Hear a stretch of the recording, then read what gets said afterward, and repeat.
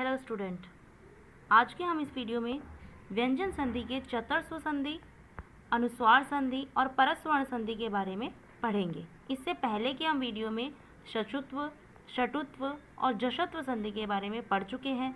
अब 4th number में हमारी संधि आती है चतुर्स्व संधि। इसका सूत्र होता है खरी च। ठीक है, सूत्र के अनुसार इसमें जो हमारे प्रत्याहार होते हैं झल, अर्थात वर्ग का पहला, दूसरा, तीसरा या चौथा शब्द या श, या श और है। ठीक है, इनके बाद में क्या है, खर, अर्थात वर्ग का पहला या दूसरा या श और श शब्द को सभी आए तो यह क्या है, झल के स्थान पर हमारा चर हो जाता है। ठीक है, हमें जो झल है इसके स्थान पर चर करना होता है, यही होता है हमारा खरी च। ठीक है, जो खर है अगर झल के बाद में खर आए तो उसको क्या है, चर करना होता है। चर का अर्थ होता है क, च, ट, प, त, श और श। ठीक है, जैसे वर्ग का कोई भी पहला, दूसरा, तीसरा या चौथा अक्षर हो, या चाहे श हो या श और ह हो, उसके बाद में अगर वर्ग का पहला, दूसरा श या श आए तो उसको क्या है, उसके स्थान पर हमें क, च, ट, प, त, श और श करना होगा। ठीक है, जैसे चलिए इसे एग्जाम्पल से समझते हैं। यहाँ पर हमारा दिया है सद प्लस कार। ठीक है, हमने पढ़ा था वर्ग का पहला, दूसरा, तीसरा या चौथा शब्द। हमारे पहले शब्द में क्या होना चाहिए, वर्ग का पहला, दूसरा, तीसरा या चौथा शब्द। ठीक है, तो द जो हमारा है वह क्या है, हमारा तय वर्ग का तीसरा शब्द है ना। जो द हमारा शब्द है वह क्या है, हमारे तय वर्ग का तीसरा शब्द होता है ना। और उसके बाद में हमने पढ़ा था खर आए, अर्थात वर्ग का पहला या दूसरा शब्द आए। तो वर्ग का हमारा पहला शब्द आ रहा है ना, कै, है ना। तो हमें क्या है, इस झल के स्थान पर हमें क्या है, चर करना होगा। अर्थात ये जो द है वह हमारा क्या है, अपने वर्ग का पहला बन जाएगा। ठीक है, अर्थात यह तय बन जाएगा। ये जो द हमारा झल प्रत्याहार है वह चर में चेंज हो जाएगा, तो क्या बन जाएगा, यहाँ पर द की जगह आ जाएगा तय। तो शब्द हमारा यहाँ पर क्या बन जाएगा, सत्कार। ठीक है, ये द हमारा आधा था तो तय भी हमारा क्या है, आधा ही आएगा। नेक्स्ट शब्द है उद प्लस पन्न। ठीक है, उद प्लस पन्न, तो सेम वही द है जो हमारा तय वर्ग का तीसरा शब्द है, और ये जो प है हमारा प वर्ग का पहला शब्द है ना। तो हमें द को क्या है, तय में चेंज करना होगा। तो हमारा शब्द क्या बन जाएगा, उत्पन्न। हमारा शब्द बन जाएगा उत्पन्न है। इसके बाद में दिया है क कुंभ प्लस प्रांत है। ये भय है, भय क्या है, हमारे प वर्ग का चौथा शब्द होता है, वर्ग का चौथा शब्द है ना। भय जो है हमारे प वर्ग का चौथा शब्द है। और ये जो प्र है ना, वह क्या है, प्र में क्या होता है, प और र होता है, प आधा और र होता है। यस, तो प क्या है, हमारे प वर्ग का पहला शब्द है। तो हमें क्या है, इस झल की जगह पर चर करना होगा। तो ये जो है भय हमारा किस में चेंज हो जाएगा, प में चेंज हो जाएगा। ये जो भय है हमारा प में चेंज हो जाएगा। तो यहाँ पर ये शब्द क्या बन जाएगा, क कु, इस भय को प में चेंज कर दिया, प, और लास्ट वैसा का वैसा शब्द प्रांत है। ठीक है, ककुप प्रांत है, यहाँ पर शब्द बन गया है हमारा ककुप प्रांत है। ऐसे ही एक और शब्द है, जैसे मान लीजिए यहाँ पर दिया है संपद प्लस समय। ठीक है, हमारा यहाँ पर आ रहा है द और उसके बाद में आ रहा है श। ठीक है, तो द को हम क्या है, चर में चेंज कर देंगे, अर्थात द हमारा किस में चेंज हो जाएगा, तय में चेंज हो जाएगा। तो यहाँ पर हमारा शब्द क्या बन जाएगा, संपत समय। ठीक है, आई होप इसके बाद में आपको चतुर्स्व संधि समझ में आ गई होगी। नेक्स्ट इसके बाद में हमारी आती है अनुस्वार संधि। अनुस्वार संधि का सूत्र होता है मुँह अनुस्वार है, अर्थात मैं के बाद में अगर व्यंजन हो तो उसको अनुस्वार करना होता है। अनुस्वार का अर्थ होता है ऐसे, ये जो बिंदु का चिन्ह होता है ना, किसी भी शब्द के ऊपर जो बिंदु लगाते हैं हम, उसे क्या है, हम अनुस्वार बोलते हैं। ठीक है, हिंदी और संस्कृत दोनों में बिंदु को अनुस्वार बोला जाता है। तो ये इसका अर्थ क्या होता है, मुँह अनुस्वार का अर्थ होता है मैं के बाद में अगर कोई व्यंजन आए तो उस मैं को क्या है हमें अनुस्वार में चेंज करना होगा। ये जो मैं है हमारा अनुस्वार में चेंज हो जाएगा। जैसे एग्जाम्पल से समझते हैं, जैसे हमारे शब्द आया है हरिम प्लस वंदेह, ठीक है, तो ये हमारा क्या बन जाएगा, हरिम। ये हरिम का जो ये मैं है वह अनुस्वार में चेंज हो जाएगा और बाकी शब्द ऐसा का ऐसा रह जाएगा, तो ये हो गया हरिम वंदे, ठीक है। ऐसे ही है त्वम प्लस पठसी, तो ये हमारा हो जाएगा त्वम पठसी, ठीक है। ऐसे ही है अहम प्लस धावामी, तो ये हमारा क्या बन जाएगा, अहम धावामी। ऐसे ही नेक्स्ट है सत्यम प्लस वद, ये क्या बन जाएगा हमारा सत्यम। बस मैं की जगह हमें क्या है बिंदु लगाना होता है, अर्थात अनुस्वार लगाना होता है, तो ये हमारा बन जाएगा सत्यम प्लस वद, सत्यम वद। इसमें क्या होता है, व्यंजन होना ज़रूरी होता है, ठीक है ना।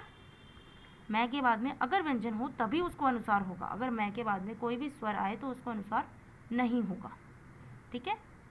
अनुस्वार संधि तो काफ़ी ज़्यादा सिंपल थी, आई होप इसके बाद में समझ में आ गई होगी। नेक्स्ट अनुस्वार संधि के बाद में नेक्स्ट आती है हमारी परस्वर्ण संधि, जिसमें पहला सूत्र होता है यरो अनुनासिके अनुनासिको वा, अर्थात यर के बाद में अनुनासिक आए तो उसको विकल्प से अनुनासिक हो जाता है। वा का अर्थ होता है विकल्प से और अनुनासिक का अर्थ होता है वर्ग का पंचम वर्ण। हमारे 5 वर्ग होते हैं, उनका जो भी पंचम वर्ण होता है, जैसे क का पंचम वर्ण अण होता है, च का य होता है, अण, मैं और न, ये जो हमारे वर्ग के पंचम वर्ण है उसे अनुनासिक कहते हैं। और यर अर्थात है को छोड़कर कोई भी व्यंजन, है को छोड़कर कोई भी शेष व्यंजन हो और उसके बाद में अनुनासिक आए तो यर के स्थान पर हमें क्या है विकल्प से अनुनासिक करना होता है। विकल्प से का मतलब क्या होता है, हम यहाँ पर अनुनासिक कर भी सकते हैं और नहीं भी कर सकते, उसको ऐसे भी छोड़ सकते हैं, ठीक है। विकल्प से अनुनासिक का मतलब यही होता है कि यह अनुनासिक हम करना चाहें तो कर भी सकते हैं और नहीं करना चाहें तो हम इसे छोड़ भी सकते हैं, ठीक है। जैसे एग्जाम्पल से समझते हैं इसे, वाग प्लस मूलम, ग है जो हमारा है को छोड़कर कोई भी शेष व्यंजन अर्थात यर है और उसके बाद में अनुनासिक है अर्थात वर्ग का पंचम वर्ण है मैं कौन से वर्ग का पंचम वर्ण होता है बच्चों, बताओ मैं कौन से वर्ग का पंचम वर्ण होता है। मैं है जो हमारा पै वर्ग का, पै फ ब भ म, पै वर्ग का अंतिम वर्ण होता है अर्थात अनुनासिक होता है यह, है ना। तो देखिए हमारा यर के बाद में क्या है अनुनासिक आया है, तो हमें यर के स्थान पर क्या है अनुनासिक करना है विकल्प से। विकल्प से अर्थ होता है अगर हम इसको ऐसे बनाना चाहें अर्थात इसमें कोई भी चेंजेस नहीं करना चाहें तो यह हमारा क्या बन जाएगा वाग मूलम। यह हमारा शब्द ऐसा का ऐसा रह गया, यह हमारा गय यहाँ पर आधा था तो हमने गय आधा लिख दिया जोड़कर, ठीक है।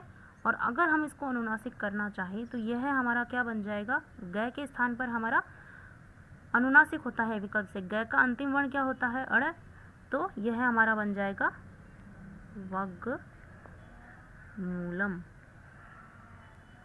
ठीक है। ये ऐसे भी बन सकता है और ऐसे भी बन सकता है। इसके बाद में नेक्स्ट एग्जाम्पल आता है षड प्लस मयूखा, ठीक है। ये अड़ है, षड और फिर मयूखा जो हमारा अनुनासिक वर्ण है और ये हमारा यर है ना।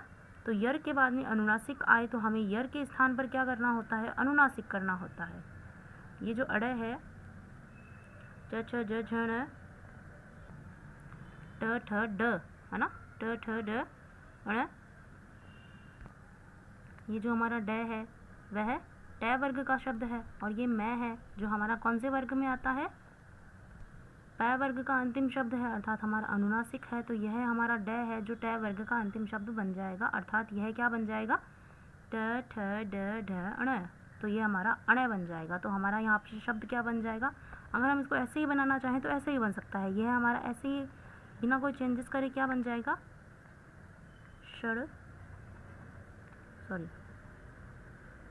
मयूखा, षड मयूखा, ये ऐसे ही बन जाएगा।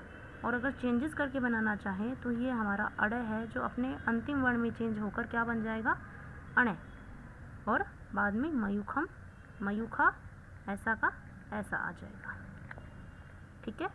नेक्स्ट इसका एग्जाम्पल है एतद प्लस मुरारी, है ना। यहाँ पर हमारा द दिया है और उसके बाद में अनुनासिक वर्ण दिया है, तो द को हम चेंज कर देंगे अपने अंतिम वर्ण में, तो द हमारा चेंज हो जाएगा न के अंदर, तो ये हमारा क्या बन जाएगा, एतन मुरारी। ठीक है। और इसे चेंजेस नहीं करना चाहें, ऐसे ही रखना चाहें, तो ये क्या बन जाएगा, एतत मुरारी। ये हमारा बिना चेंजेस के ऐसे ही बन जाएगा। तो ये हमारी होती है यरो अनुनासिके अनुनासिको वा संधि। इसके बाद में हम पढ़ेंगे अनुस्वारस्य ययि परस्वर्ण संधि। ठीक है।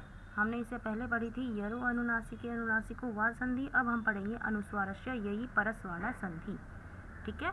इसमें क्या होता है, अनुस्वार के बाद में अगर यय आए तो अनुस्वार को क्या है, परस्वर्ण हो जाता है। ठीक है। अगर अनुस्वार अर्थात ये वाला चिन्ह और उसके बाद में यय अर्थात श श है को छोड़कर कोई भी व्यंजन आए, ठीक है, तो उस अनुस्वार को हमें परस्वर्ण करना होता है। ठीक है। अनुस्वार है जो हमारा परस्वर्ण हो जाएगा। परस्वर्ण, अनुस्वार को परस्वर्ण का अर्थ होता है वर्ग अगले वर्ण का पंचम वर्ण वह बन जाएगा। ठीक है। जैसे ही चलिए इस एग्जाम्पल से समझते हैं। ये है अंकित, अंग प्लस कित, है ना। तो ये हमारा क्या बन जाएगा, ये जो हमारा क है ये क्या कहता है, अगले वर्ण का पंचम वर्ण, अर्थात हमारा अनुस्वार के बाद में अगला वर्ण क्या है, क। क का पंचम वर्ण क्या होता है, क का जो पंचम वर्ण होता है वह क ख ग घ ड़ होता है ना, अड़े होता है, तो अड़े बन जाएगा ये हमारा, ये जो हमारा अनुस्वार है वो है अड़े बन जाएगा। और हमारा शब्द क्या बन जाएगा, यहाँ पर ये अनुस्वार की जगह हमने अड़ कर दिया। ठीक है। प्लस ये जो कित है वह ऐसा का ऐसा रह जाएगा और हमारा शब्द क्या बन जाएगा, अंकितः। ठीक है। आया समझ में। ऐसे ही नेक्स्ट एग्जांपल लेते हैं, न प्लस दति। ठीक है। ये हमारा यहाँ पर अनुस्वार है, उसके बाद में यहाँ पर हमारा यह शब्द है, तो हमें अनुस्वार को क्या करना है, अगले वर्ण का अंतिम शब्द। द का अंतिम वर्ण क्या होता है, जो द है हमारा है वो कौन से वर्ग के अंदर आता है, त थ द ध न, है ना। तो द का अंतिम वर्ण क्या होता है, द वर्ग का अंतिम वर्ण क्या होता है, न। तो हमें अनुस्वार को न करना होगा, तो ये हमारा बन जाएगा नन। ठीक है। और बाद में यह है दति, हमारा शब्द बन जाएगा नन दति। ठीक है। ऐसे ही नेक्स्ट एग्जांपल है कम प्लस पते। ठीक है। कम प्लस पते हमारा अनुस्वार है, उसके बाद में यह शब्द आया है, तो ये जो हमारा अनुस्वार है वह अगले वर्ण के पंचम वर्ण में चेंज हो जाएगा। पै का पंचम वर्ण क्या होता है, प फ ब भ म, इसका पंचम वर्ण होता है मैं, तो ये हमारा है जो अनुस्वार मैं के अंदर चेंज हो जाएगा और बन जाएगा यहाँ पर कम, और ये अंतिम वर्ण पते ऐसा का ऐसा, और हमारा शब्द बन जाएगा कम पते। ये हमारा शब्द बन गया कम पते। इसी के बाद में नेक्स्ट है शा प्लस तह। ठीक है। शान प्लस तह, पहले यहाँ पर अनुस्वार है हमारा, उसके बाद में त है अर्थात यह शब्द है ना। तो त का अंतिम वर्ण क्या होता है, त थ द ध न, त का अंतिम वर्ण होता है न। ठीक है। तो ये हमारा अनुस्वार न के अंदर चेंज हो जाएगा, तो यह हमारा बन गया शान, और ये त ऐसा का ऐसा, तो ये हमारा शब्द बन गया शांतः। ठीक है। इसी के साथ में हमारी अनुस्वार से यही परस्वर्ण संधि कंप्लीट होती है। इसके बाद नेक्स्ट संधि हमारी आती है वा पदांतस्य। ठीक है। वा पदांतस्य, वा का जैसे मैंने अर्थ बताया होता है विकल्प से, वा का अर्थ होता है विकल्प से। ठीक है। और पदांतस्य अर्थात पदांत का अनुस्वार हो, अर्थात जो अनुस्वार आए वो किसी पद का अनुस्वार हो और उसके बाद में यह आए। यह जो हमने पहले ही पढ़ा था श श श ह को छोड़कर को सभी व्यंजन, है ना। तो यह हमारा जो अनुस्वार है उसको परस्वर्ण हो जाएगा विकल्प से। ठीक है। विकल्प से परस्वर्ण हो जाएगा, अगर हम उसे करना चाहें तो हो जाएगा, नहीं करना चाहे तो कोई बात नहीं, यह हमारा शब्द ऐसा का ऐसा भी रह जाएगा। ठीक है। पदांत अनुस्वार के बाद में, पदांत अर्थात जिसका जो पद है ना, पद के अंत में अनुस्वार हो, जैसे हमने ऊपर जो अनुस्वार देखे थे वह तो क्या थे, शब्द थे, है ना, न, क, श, इनका तो मतलब नहीं निकलता था ना। लेकिन त्वम, ऐसे ही शत्रु, स, इनका अर्थ होता है त्वम अर्थात तुम, शत्रु अर्थात हमारा एनिमी, और श मतलब वह, इनका अर्थ होता है ना। तो यही होता है पदांत, और उसका अनुस्वार हो और उसके बाद में यह शब्द आए, यह प्रत्याहार आए, तो अनुस्वार को हमारा परस्वर्ण हो जाएगा। ठीक है, ये जो हमारा अनुस्वार है उसको परस्वर्ण विकल्प से हो जाएगा। परस्वर्ण जैसे हमने पहले पढ़ा था, अगले वर्ण का पंचम वर्ण, है ना, ये जो हमारा अगला वर्ण है इसका पंचम वर्ण। ठीक है, चलिए इसे एग्जाम्पल से समझते हैं। जैसे त्वम प्लस करोसी, त्वम हमारा पदांत अनुस्वार है और उसके बाद में यही प्रत्याहार आया है, तो ये हमारा क्या बन जाएगा, ये जो अनुस्वार है वह अगले वर्ण के पंचम वर्ण में चेंज हो जाएगा। तो अगले वर्ण का पंचम वर्ण में चेंज हो जाएगा तो ये बन जाएगा त्वड प्लस करोसी, और ये हमारा यहाँ पर क्या बन जाएगा, इन दोनों को मिलाकर अगर हम करेंगे तो ये हमारा बन जाएगा करोसी। और अगर हम इसे ऐसा का ऐसा लिखना चाहें तो यह हमारा ऐसा ही रह जाएगा, त्वम करोसी। ठीक है, नेक्स्ट एग्जाम्पल है शत्रु प्लस जयति। ठीक है, ये हमारा अनुस्वार, पदांत अनुस्वार, और उसके बाद में यह शब्द है तो अनुस्वार को हमारा क्या हो जाएगा, विकल्प से परस्वर्ण हो जाएगा। तो ये जो ज है इसका अंतिम वर्ण क्या होता है, च, छ, ज, झ, य, है ना। तो अनुस्वार को यहाँ पर य करना होगा, तो हमारा शब्द बन जाएगा यहाँ पर शत्रु य जयति। और अगर इसे हम चेंजेस नहीं करना चाहें तो यह हमारा ऐसा का ऐसा रह जाएगा, शत्रु जयति, शत्रु जयति। ठीक है, ऐसे ही नेक्स्ट एग्जांपल है स प्लस वत्सर। ठीक है, स जो हमारा पदांत अनुस्वार है और उसके बाद में है वत्सर अर्थात हमारा वह जो यह शब्द आता है, यह प्रत्याहार है ना। अगर हम इसे चेंज नहीं करना चाहिए तो ऐसा का ऐसा रह जाएगा, स वत्सर। और अगर इसे हम चेंज करें, अगर हम इसे चेंज करें तो ये हमारा क्या बन जाएगा, ये जो विसर्ग है यह है इसके अंदर चेंज, वह का अंतिम वर्ण क्या होता है, वह का अंतिम, अब आप कहेंगे य, र, ल, व, है ना, य, र, ल और व, इनका तो अंतिम वर्ण होता ही नहीं है ना, तो इनका तो कोई वर्ग ही नहीं होता। तो ये जो हमारा है, ये जो शब्द होते हैं यह हमारे क्या है, इनका अनुनासिक वर्ण यह होता है, य, र, ठीक है, ल, सॉरी र का नहीं होता है, ल और व, यह का नहीं होता है। ठीक है ना, यह ऐसा का ऐसा ही रहता है। अगर इसे चेंज करने के लिए बोला जाए अंतिम वर्ण के लिए तो यह हमारा ऐसा का ऐसा ही रहता है।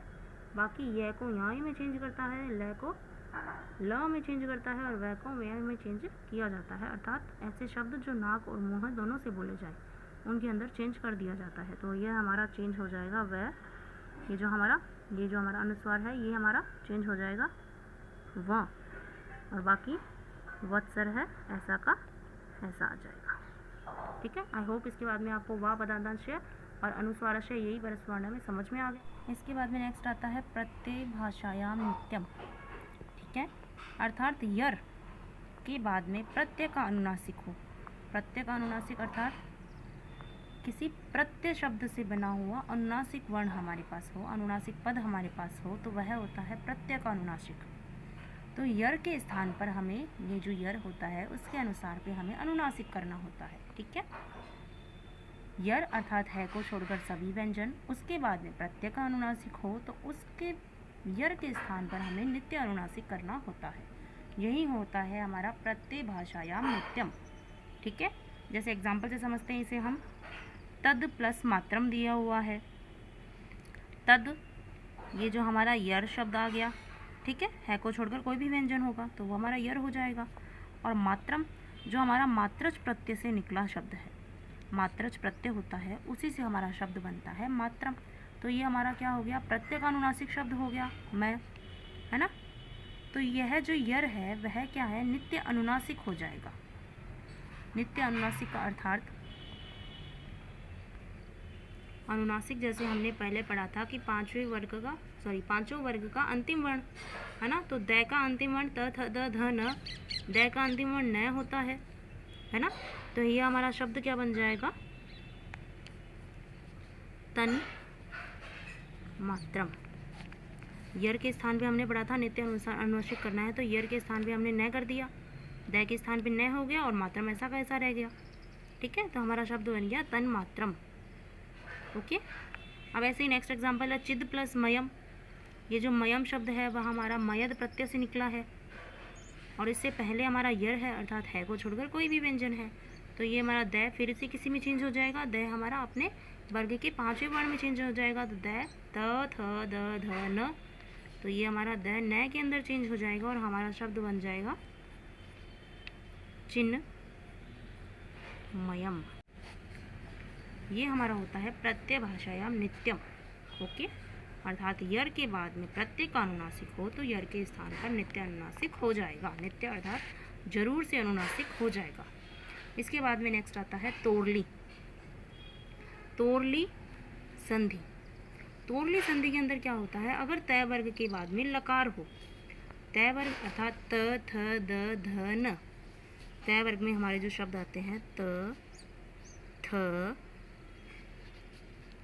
द ध और न, इनके बाद में अगर लकार अर्थात लय शब्द आए तो तय वर्ग के स्थान पर लय हो जाएगा, अर्थात ये जो हमारा तय वर्ग है वह लय के अंदर चेंज हो जाएगा। तय को भी लय में चेंज करना है, थ को भी लय में चेंज करना, त को भी लय में, ध को भी लय में और न को भी लय के अंदर ही चेंज करना है।